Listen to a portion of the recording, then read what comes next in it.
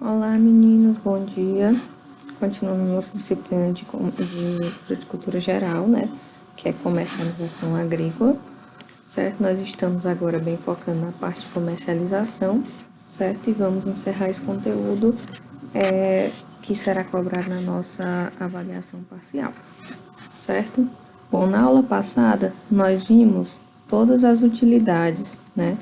Aqui da comercialização, certo? Utilidade de forma dos produtos, de tempo, de lugar, de posse, utilidade social e utilidade de segurança na expectativa, que são coisas com as quais nós temos que nos preocupar quando formos comercializar um produto, certo? E agora a gente vai ver também, continuar nessa linha, né, de como se ter sucesso na negociação, certo? A tarefa de comercialização agrícola ou marketing agrícola, certo? Deve ser dividida em 6 diferentes grupos de funções, certo? Que contribuem para o propósito geral, que é o sucesso da negociação, tá? Então, a gente viu as utilidades que os produtos devem ter e como fazer isso, certo? Como comercializar um produto com sucesso, como garantir que aquilo que vocês vão estar produzindo vai ser de fato procurado pelos consumidores, né? Vai ter um bom preço, etc. Tá? O responsável pela comercialização da empresa, ele tem várias funções, sendo que a primeira é a função contatual. Contatual é exatamente de fazer contato com as pessoas, certo? Então, engloba as funções de compra e venda, tá? Envolve o processo de achar o mercado, ou seja, a demanda, quem queira o seu produto, e de descobrir compradores e vendedores potenciais de um produto e fazer contato com eles. As perguntas feitas são as seguintes: quem são os compradores e vendedores potenciais? Ou seja, eu tenho, na aula passada adotamos como exemplo a cultura do caju, né? Então vamos adotar agora a do coco, que é outra forte na nossa região, tá? Quem são os compradores ou vendedores potenciais para o meu coco? Bem, existe o atravessador, que é uma pessoa que eu conheço, que tem caminhão e compra coco para vender em Fortaleza. Existe a cooperativa, que pode ser que eles já me paguem um valor melhor. Existe outro tipo de mercado, por exemplo, vai que eu produzo meu coco de forma orgânica, né? E aí eu vou ter um valor melhor por isso, vou contatar as ONGs, outras organizações que façam esse tipo de compra, né, desses produtos para ver se vale a pena ou não eu investir nisso, certo? Então, quem são os possíveis compradores para o que eu vou produzir e quem vai vender, certo? Onde eles estão localizados? Isso vai ter influência, certo? É muito melhor alguém que esteja mais próximo de mim para eu reduzir os custos com transporte, etc. Como eles podem ser alcançados? Eu consigo o contato deles via telefone, consigo falar com eles por internet, direto com a empresa. Eu tenho algum conhecido que possa fazer esse contato, né? Algum produtor que já venda para eles que possa me indicar para eu conseguir isso, né? Qual é o melhor canal de comercialização e os meios de comunicação que eu posso utilizar para contatar essa pessoa que pode ser meu comprador, certo? Depois vem a outra função, que é a função mercadológica, certo? Refere-se ao ajustamento feito aos bens para atender às exigências do mercado. Aqui eu trouxe o exemplo, né, porque a gente já estava trabalhando com caju, trouxe o exemplo aqui. Nessas caixas, é uma forma de vender o meu caju, e aqui é outra forma de vender o meu caju. Nas bandejazinhas, né, o produto já vai sofrer menos danos mecânicos, já vai chegar mais inteirinho lá no comprador e tal, certo? Ou seja, eu fiz um ajuste, porque tem quem prefira esse mercado aqui e eu vou ganhar mais vendendo desse jeito, certo? Mas no meu coco, por exemplo, tem gente que só vende o coco do jeito que colhe. Tem gente que já lava o coco e o coco tem um aspecto mais bonito, por causa disso já vou ganhar um valorzinho maior, certo? Então envolve o quê? A seleção do produto a ser produzido ou estocado e decisões sobre detalhes como o tamanho do meu fruto, a aparência dele, a apresentação que eu vou mostrar ao meu comprador, a forma, a embalagem, as quantidades a serem compradas ou produzidas, época de produção ou compra e linhas de preço, entre outros. certo? Então, aqui eu tenho meu produto, eu vou decidir qual a forma melhor de apresentar ele para o meu comprador. A forma que eu conseguir mais clientes, que eu conseguir o melhor preço, certo? Envolve a coordenação do setor de venda com a produção e do setor de compra com a revenda, certo? Inclui determinação de qualidade, bem como a pesagem, embalagem, determinação de uma marca que eu posso utilizar aqui, né, para parecer que o meu produto tem uma maior segurança, certo? Distribuição em pontos estratégicos, como por exemplo, se eu for vender bandejinha assim, provavelmente não vou conseguir vender em Marco, e já tem muito caju, mas vou vender talvez em Fortaleza nos mercados que as pessoas possam pagar mais por isso, certo?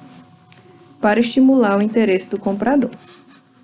Depois disso, gente, vem a função de propaganda, que é a responsável pela criação da demanda, certo? Vocês vão ouvir sempre essa palavra demanda, que é a procura, a busca em relação ao produto.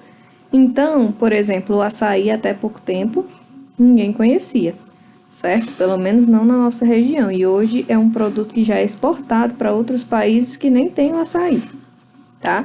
Então, como foi que ele atingiu esse nível, né? De toda a cidade tem várias casas de açaí e tudo mais.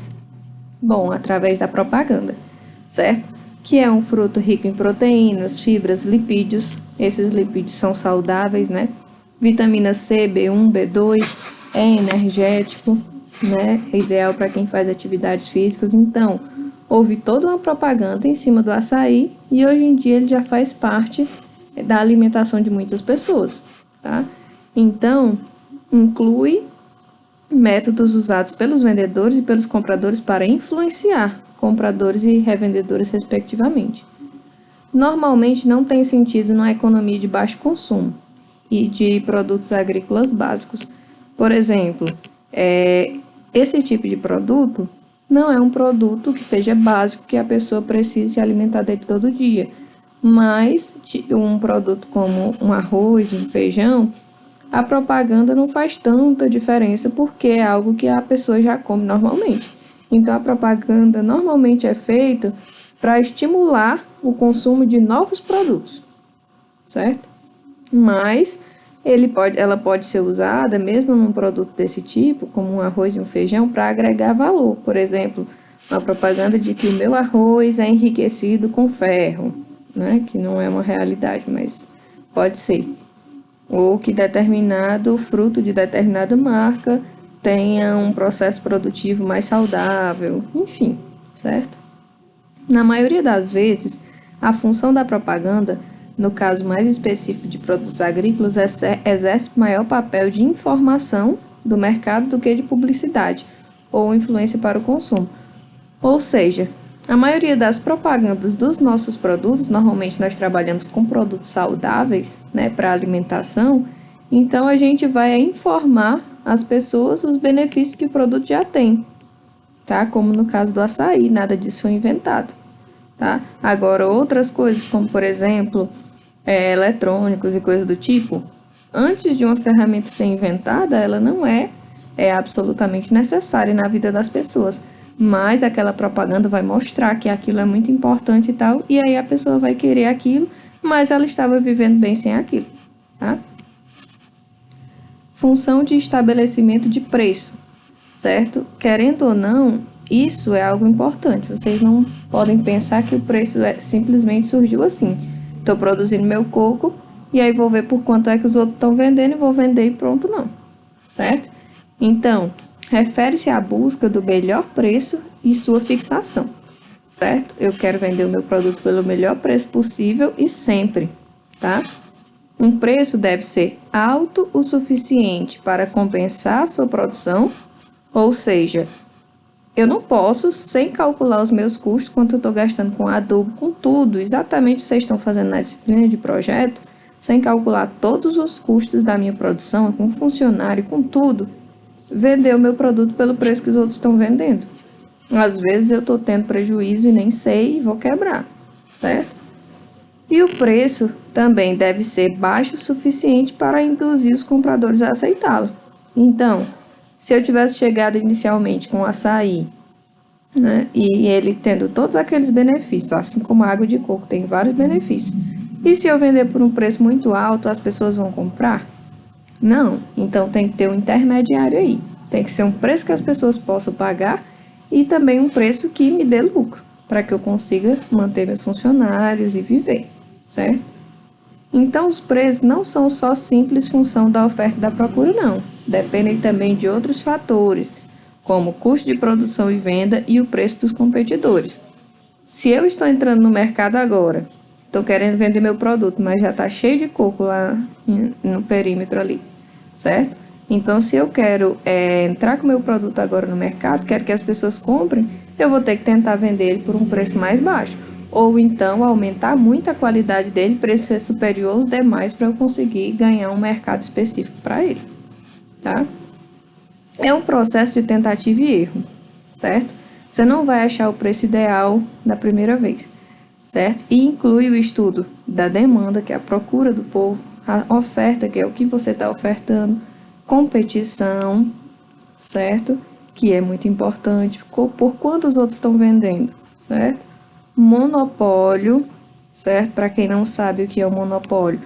Se, por exemplo, só tem uma pessoa produzindo coco lá no perímetro, ele vai vender o produto, claro que por um preço aceitável, mas ele vai escolher de forma mais simples, porque não tem ninguém para competir com ele. Então, ele vai vender por um preço maior, se ele tiver o monopólio desse produto. A partir do momento que tem competição, vai ter que se estudar mais os preços. Segmentação de mercado e diferenciação do produto. Se eu tenho um produto diferente, eu posso conseguir um preço diferente por ele.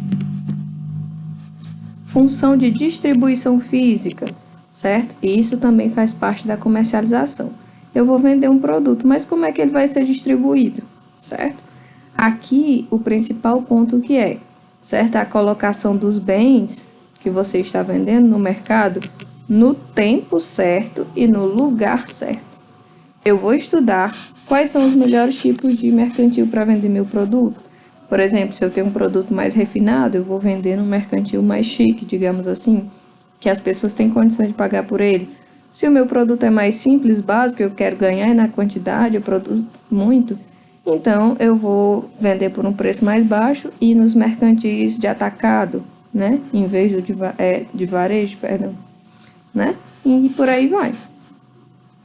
Uma vez estabelecido o contato entre vendedores e compradores, torna-se necessário negociar, chegar a um acordo sobre pelo menos 3 pontos essenciais: a qualidade dos meus produtos, a quantidade que eu tenho e os preços, certo? Então, isso é básico para ver a comercialização. Gente, aqui eu esqueci de falar sobre a logística, né, de distribuição. Como é que vai funcionar? Quem é que vai pagar o frete? Certo? Eu vou entregar onde esse produto, tá? O meu produto vai ter que chegar lá com qualidade, por isso no tempo certo, certo? Por exemplo, se for produto perecível como caju, será que eu tenho que levar no caminhão frigorífico? Porque se eu levar no caminhão normal, né, a temperatura ambiente, vão chegar lá bem feios os meus frutos e por aí vai. Função de terminação, certo? Está encerrando a sua negociação. Essa função refere-se à conservação do produto de comercialização ou efetivação da transação comercial, ou seja, vamos assinar aqui um contrato, eu vou vender para essa pessoa, já sei o preço, já fiz todo aquele processo inicial, agora eu vou vender e assinar o contrato com aquela pessoa ali, que vai me comprar, certo? Ela envolve um processo muito mais amplo do que a pura negociação. Por quê? Ela estabelece datas de entrega que você vai acordar com a pessoa que lhe compra. Normalmente aí nos lotes, a produção de melancia já é toda comprada no momento que a pessoa está plantando. E eu tenho que entregar as melancias para aquela pessoa na data tal, certo? Quais são as condições de crédito? Como é que vai ser o pagamento? Eu vou receber à vista, vou receber uma parte agora, enquanto eu estou plantando a melancia, e outra assim que eu entregar o produto, certo? Que garantia que eu vou ter que você vai me entregar o produto? Que garantia que eu vou ter que você vai me pagar daqui a um mês? Certo? Envolve também os aspectos morais, então, tá? E legais do vendedor, com relação aos compromissos assumidos sobre o produto e sobre a transferência de sua posse. Inclui ainda as funções de financiamento e de assunção do risco, certo? Então, gente, o que vocês vão ver quando forem trabalhar é que muitas vezes as pessoas ali em Marco mesmo, cidades pequenas, vendem a sua produção, muitas vezes não tem nenhum contrato, certo? Mas essas pessoas conhecem os outros, têm como cobrar depois, coisas do tipo, né? Aí isso é uma vantagem da cooperativa. A cooperativa, como vem para organizar, é uma empresa, tem CNPJ e tudo mais, ela vai fazer um acordo com o comprador. Normalmente um contrato de compra e venda, e aí vão todos estar amparados pela lei para que isso aconteça corretamente, certo? Então é isso, gente. Encerrando a aula de hoje. Na próxima aula, nós vamos iniciar a revisão para a nossa prova da outra semana. Um beijo e até mais.